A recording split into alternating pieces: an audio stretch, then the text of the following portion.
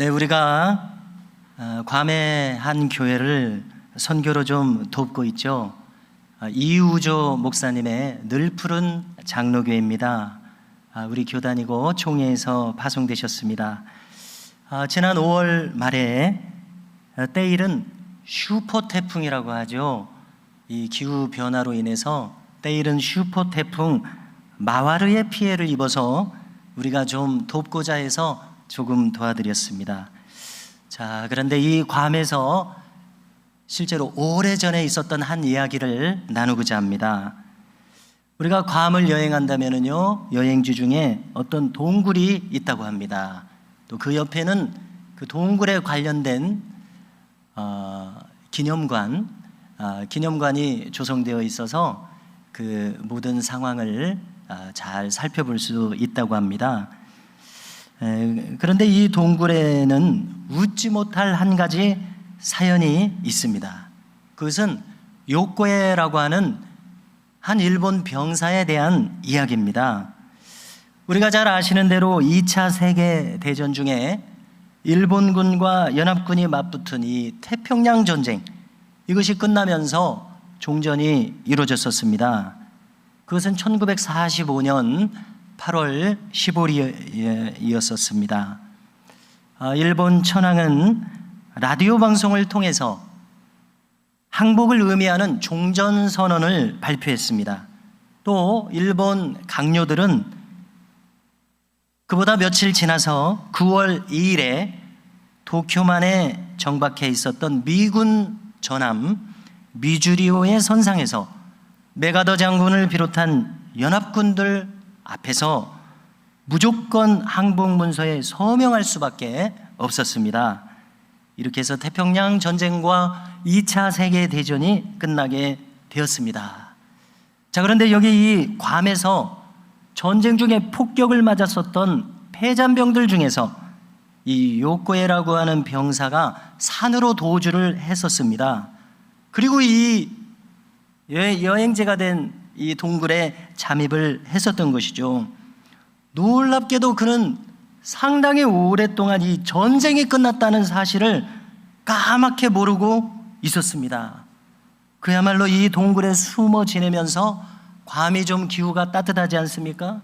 나무 열매를 따먹고 또 들에 여러 가지 먹을 것을 통해서 연명을 할 수가 있었습니다. 그리고 자기가 이 높은 산에서 지켜볼 때 저 아래 활주로 해서 전투기가 이렇게 떴다가 지고 또 이렇게 폭격하는 소리가 계속 들리고 또 전함도 왔다 갔다 하는 것이 보이다 보니까 그는 전쟁이 끝났으리라는 생각을 도무지 할 수가 없었던 것입니다. 자, 이렇게 해서 시간이 쭉 흘러서요. 자, 좀 이 놀랄 채비가 필요합니다. 무려 27년 동안이나 그렇게 동굴에서 전쟁이 끝났다는 것도 모른 채 그렇게 세월을 보냈었다는 그런 이야기입니다. 자, 왜 그가 이런 긴 시간을 거기서 보냈어야 했습니까?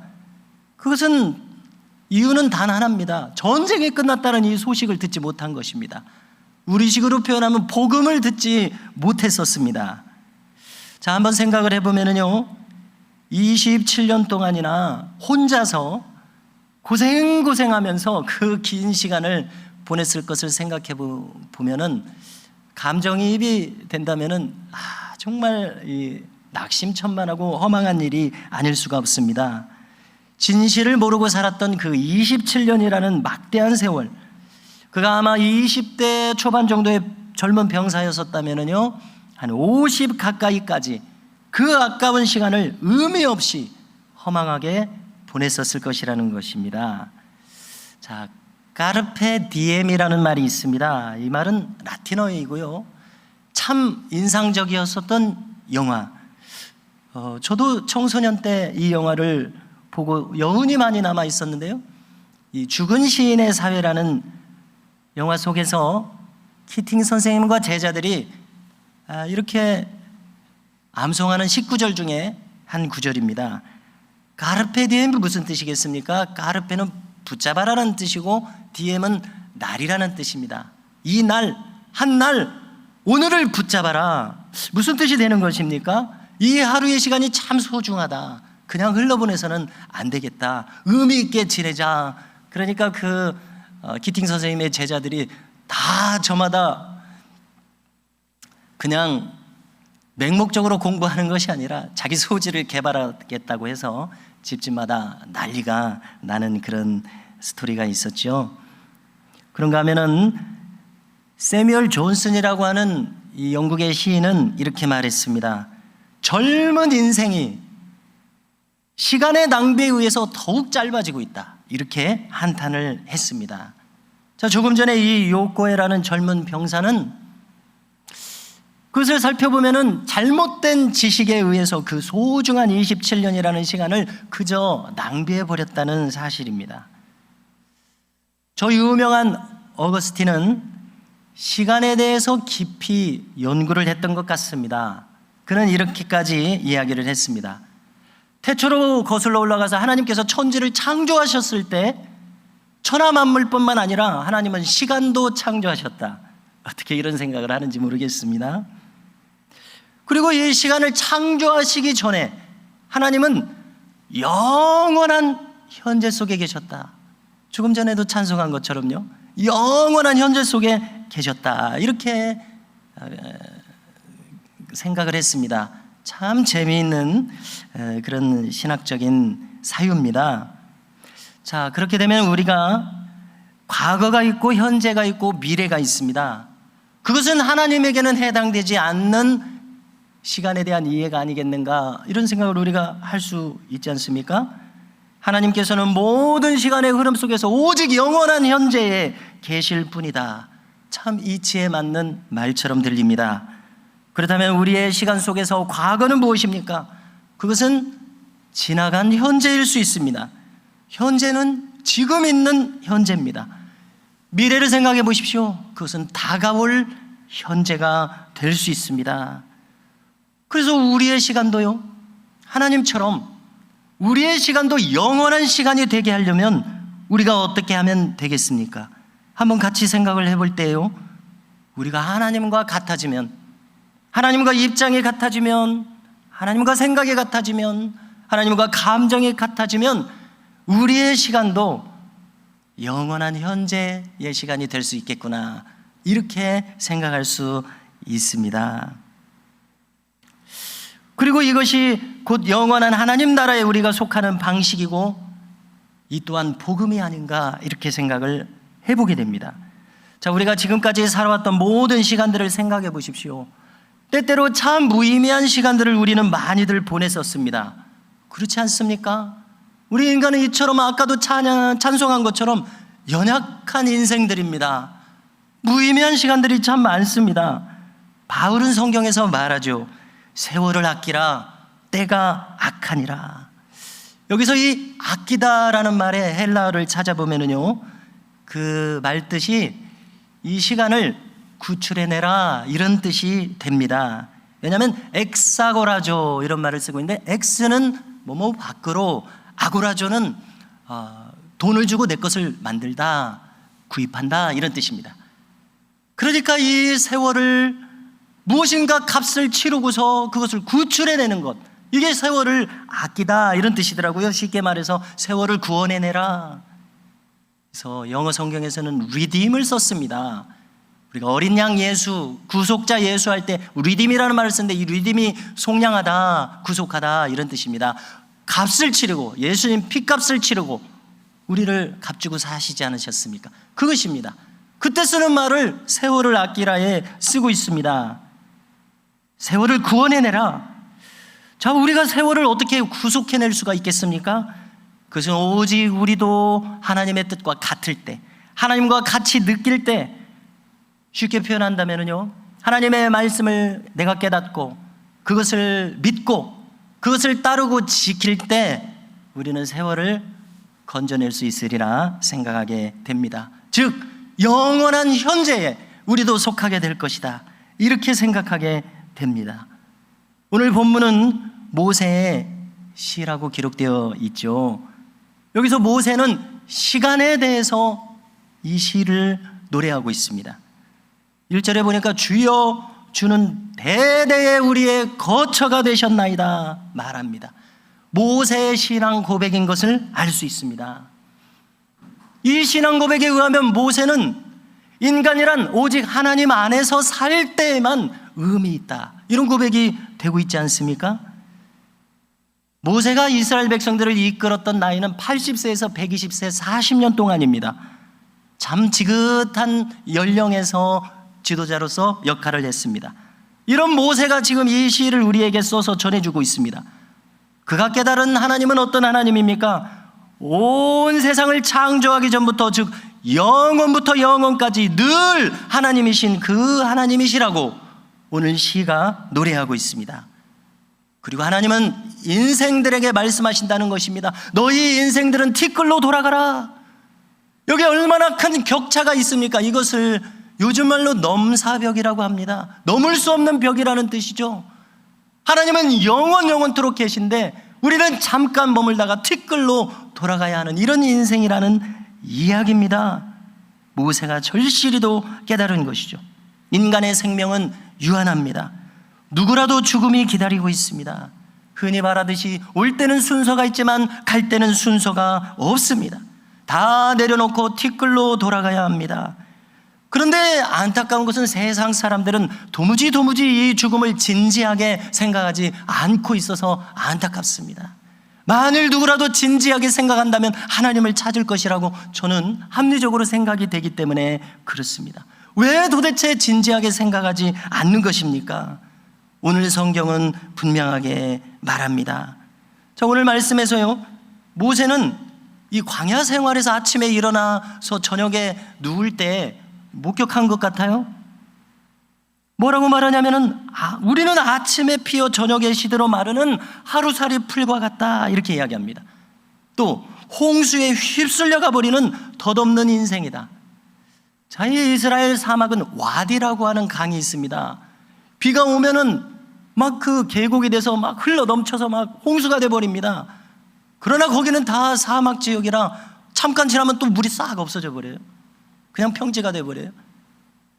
그래서 물이 잠깐 소나기가 오면 싹 휩쓸려가 버리는 그런 것을 보면서 우리가 그런 덧없는 인생이구나, 이것을 말하고 있습니다. 그리고 놀라운 시상을 우리에게 말합니다. 주의 목전에는 천년이 지나간 어제 같으며 밤의 한순간 같을 뿐이니이다. 우리 옛 성경에는 밤의 한 경점 같을 뿐이다, 그렇게 말씀했었죠. 신약 성경에서도 보니까 베드로도 똑같은 것을 깨닫고 이야기합니다. 주께는 하루가 천년같이, 천년이 하루 같은 이 한 가지를 잊지 말아라. 잊지 말아라, 중요한 것이죠. 시간에 대해서 꼭 기억하라. 베드로가 당부하고 있습니다. 과거, 현재, 미래 다시 생각합니다. 우리 유한한 인간에게서나 파악할 수 있는 시간의 개념이지, 하나님께는 과거가 없습니다. 지나가 버린 것이 없습니다. 오직 하나님은 영원한 현재에 사신다고 하는 것이 맞습니다. 전지전능하시니까요.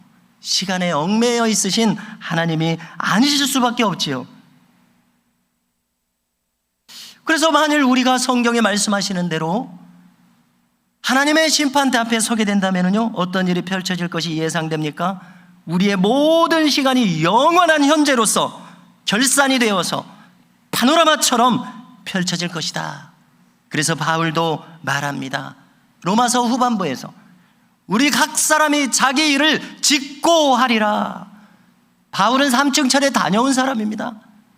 그의 모든 성경 구절은 그것이 밑바탕에 깔려 있어요.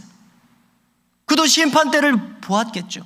심판대에서 이루어지는 일은 짓고 하는 일 그대로, 있는 그대로. 참 두려운 말씀이 아닐 수 없습니다. 왜냐하면 우리가 너무나 잘못 산 것이 많이 있거든요. 두려운 말씀이 아닐 수 없습니다. 짓고 하리라. 우리의 정신을 번쩍 뜨여지게 하는 그러한 말씀입니다. 기억해야 되겠습니다. 거기서는 그대로 다 펼쳐집니다. 그날은 반드시 옵니다.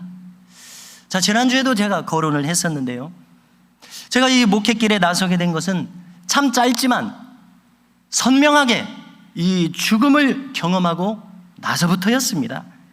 저의 모든 신학하는 일, 또 목회하는 일, 인생길은 여기서부터 비롯되었습니다. 바로 이것이 출발점입니다. 제가 죽음을 직면한 그 순간 말입니다. 제가 하는 모든 설교는 이것을 밑바탕에 깔고 있습니다. 그래서 돌이켜봤습니다. 돌이켜봤더니 그 이후로 저는 한순간도 내가 당장 죽을 수 있다는 것을 잊어본 적이 없는 것처럼 생각이 됩니다. 그 충격이 너무나 큰 것이죠. 비록 짧은 시간이었지만. 그래서 여기 어거스틴이 말하는 것이 참고가 됩니다. 어떤 사람은 한 달, 두 달 사경을 헤매다가도 하나님을 찾지 않는데 나는 그렇게 하지 않고 잠깐 이러면 죽을 수도 있다는 것을 깨달았음에도 불구하고 나는 왜 이렇게 한 달 내내 하나님을 찾았는가? 어거스틴의 표현대로 보니까 아무리 짧아도 인간에게나 짧은 것이지 영원한 현재를 경험하게 하셨기에 그처럼 큰 충격을 제가 받은 것이 아닌가, 지나간 과거를 이렇게 해석해 보게 됩니다. 그렇다면요, 반드시 끝이 있다. 이 인생을 마감하는 시간이 있다. 그러면 이 주어진 이 시간을 허투루 쓸 수가 없죠. 가장 의미 있는 것을 우리는 찾을 수밖에 없습니다. 생각해 보십시오. 우리에게 주어진 이 시간 동안 해결해야 될 가장 중요한 문제는 뭡니까? 그것은 단연 우리가 구원받을 수 있느냐. 쉽게 말해서 천국문 앞에 섰을 때 하나님께서 나를 두 팔 벌려서 웃으시며 나를 영접하실 수 있는 사람인가?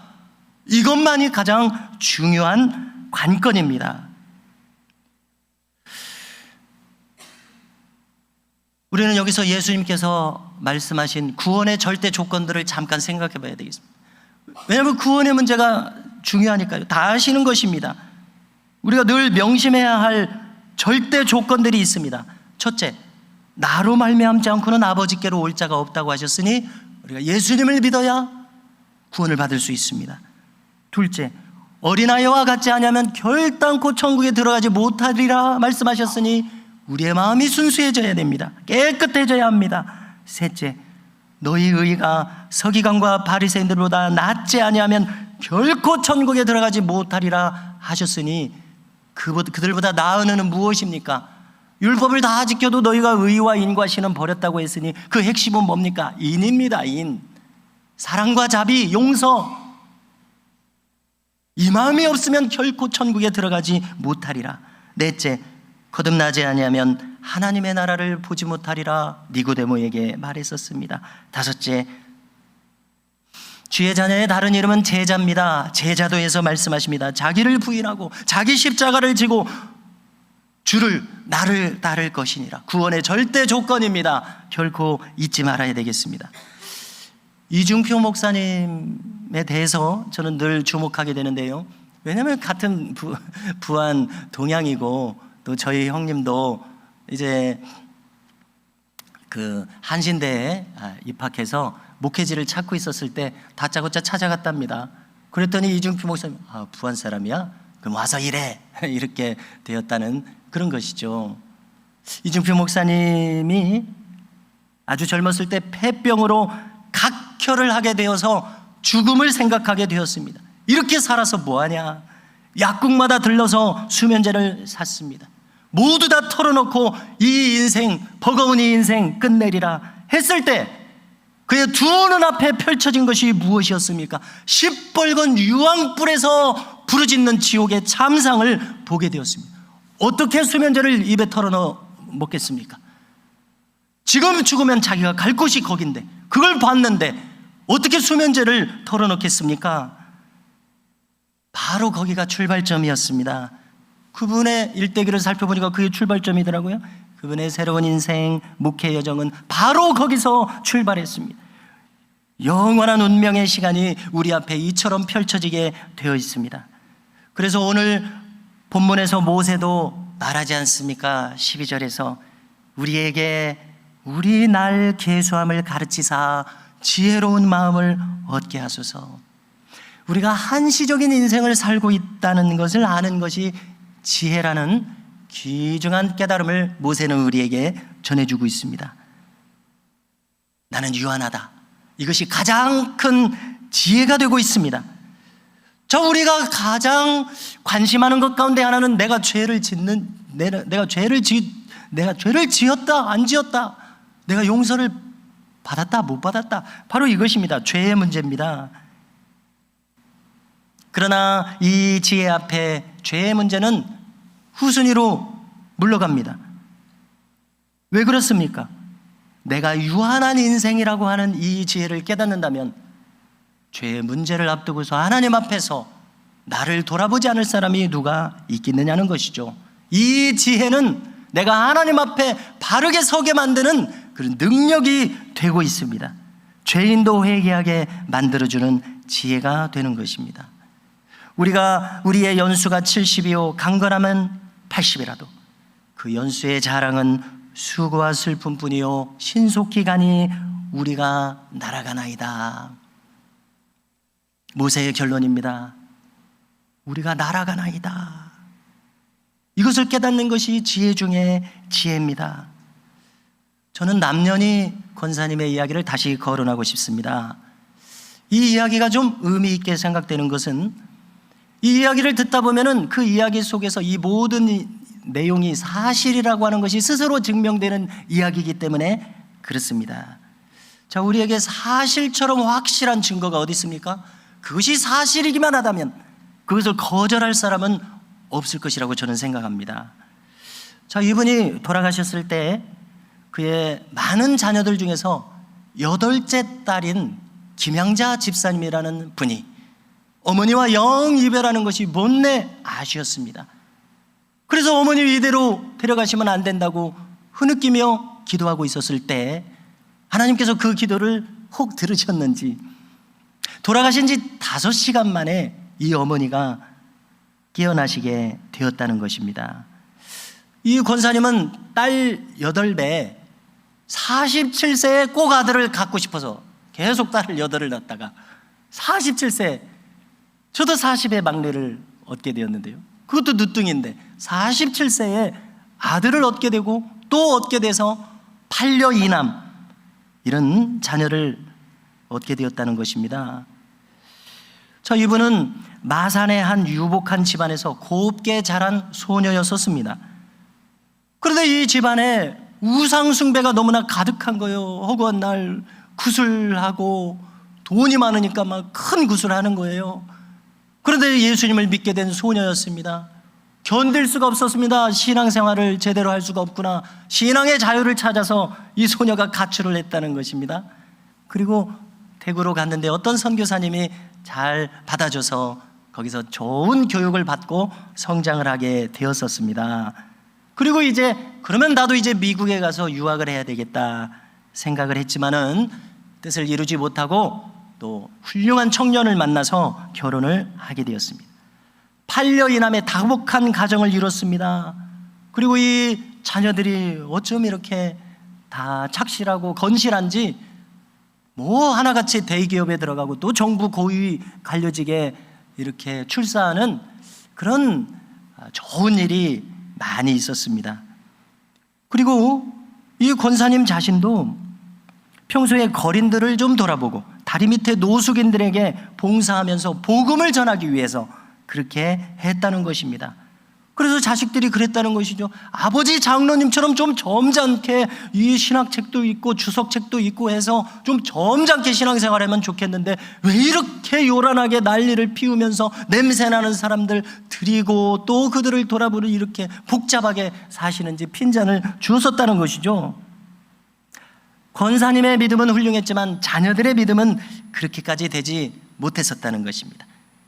자녀들이 다 풍족한 집안에서 자라고 좋은 교육을 받았기에 하나같이 교만했었다고 이야기합니다. 김양자 집사님의 간증 테이프에서 지금 나오는 이야기들입니다.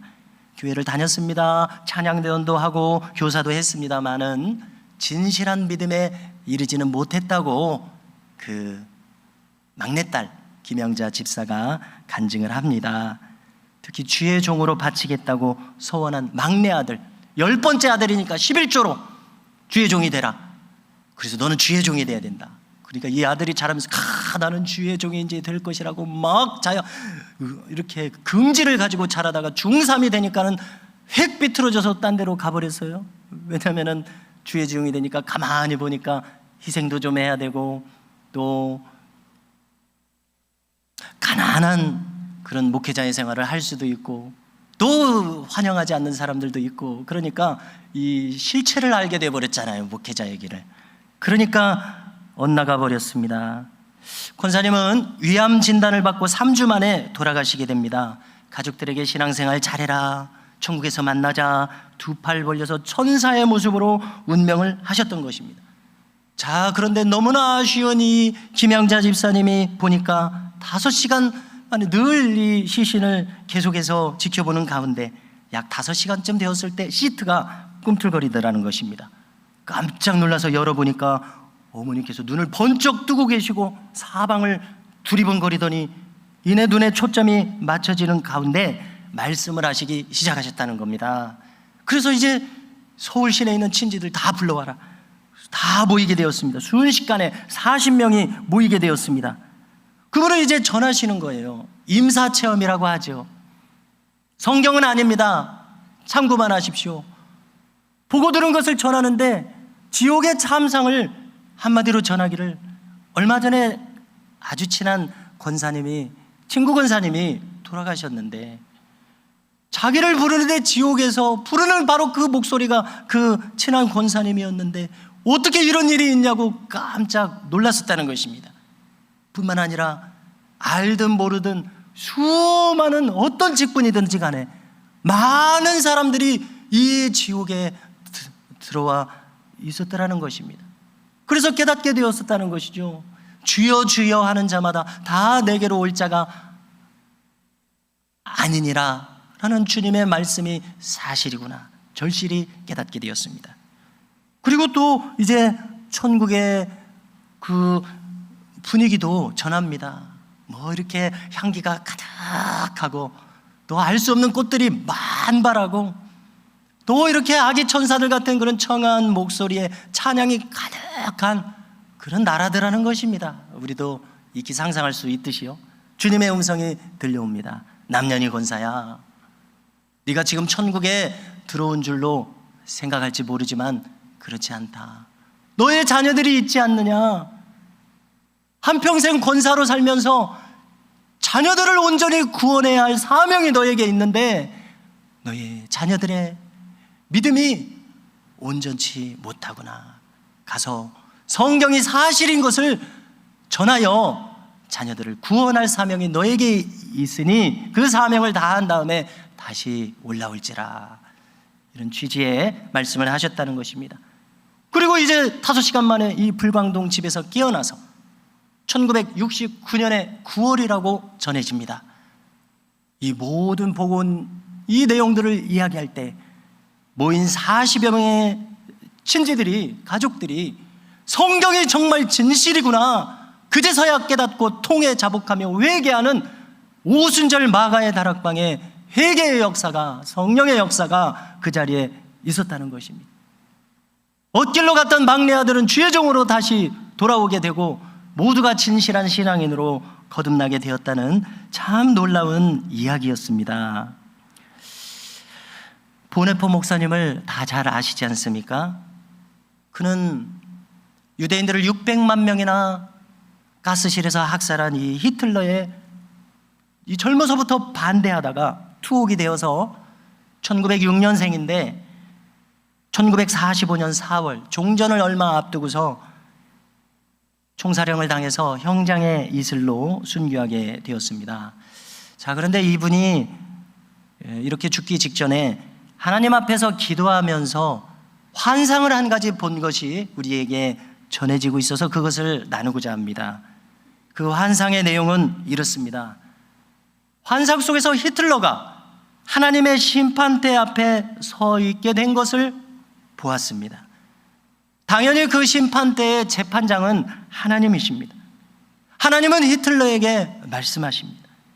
너는 그동안 많은 사람들을 괴롭혔고 무고한 피를 이렇게 많이 흘렸으니 너는 마땅히 지옥으로 가라. 그때 히틀러가 부르짖었습니다. 하나님, 저는 죽어서 지옥으로 간다는 이야기를 한 번도 들어본 일이 없습니다. 지옥이라는 말을 한 번도 들어보지 못했습니다. 전혀 알지 못했습니다. 만약에 알았더라면 저는 죄를 지으며 살지 않았을 것입니다. 어떤 사람도 저에게 천국과 지옥이 있다는 그 복음을 들려준 전도자가 한 사람도 없었습니다. 그 장면을 보네포 목사님 환상 중에 보고 있다가 가슴을 치며 회개를 하게 되었다는 것입니다. 주님, 저는 그 영혼을 위해서 불쌍히 여겨달라는 기도를 한 적이 한 번도 없습니다. 그 사람에게 전도해야 되겠다는 생각은 더더욱 전혀 하지 않았었습니다. 저는 오직 그 악인이 죽기만을 바랬을 뿐이었습니다. 이렇게 기도했다는 일화가 우리에게 전해지고 있습니다. 참으로 놀라운 이야기지 않습니까? 성도 여러분, 제가 우리 미담교회 오기 전에 바로 직전에 모셨던 담임 목사님인 이재양 목사님께서 하루는 친구분의 문병을 갔다가 오셔서 들려주신 이야기를 제가 늘 기억하게 돼서 나누고자 합니다. 이 친구 목사님은 이른 나이에 임종을 맞으시게 되었습니다. 그래서 다른 친구 목사님들이 다 찾아가서 이제 위로하고 마지막 시간을 함께 보내는 그런 문병이었다는 것입니다. 이제 여러 친구 목사님들이 모인 가운데 그 목사님은 이제 마지막 인생을 정리하는 이 순간에 친구들에게 부탁을 했다는 것입니다. 자, 여기 이제 다 모였으니까 아주 이제 맑은 얼굴로 모든 것을 정리한 시간이니까요. 자, 여기 이제 다 모였으니까 552장을 좀 불러줘. 이렇게 얘기를 했다는 것입니다. 그래서 552장을 찾아봤죠. 그랬더니 아침 해가 돋을 때 이 찬송입니다. 그 첫 가사들을 좀 전해드리면요, 아침 해가 돋을 때 만물 신선하여라. 나도 세상 지낼 때 햇빛 되게 하소서. 그 목사님의 평생의 소원이 거기 담겨 있던가 보다라고 제가 느끼게 되었었습니다. 성도 여러분, 우리에게 남은 인생을 우리는 어떻게 살아야 되겠습니까? 이 찬송을 빌어서 생각해 본다면 우리는 햇빛처럼 살아야 될 것입니다. 햇빛처럼 사랑하고, 햇빛처럼 관용하고, 또 잔잔하고 온유하게. 그러니까 주님을 닮아서 원수도 축복하셨던 주님, 기다리셨던 주님, 우리도 그렇게 살아야 할 것이다 생각하게 됩니다. 오늘 모세는 우리에게 말씀해 줍니다. 우리에게 우리 날 계수함을 가르치사 지혜로운 마음을 얻게 하소서.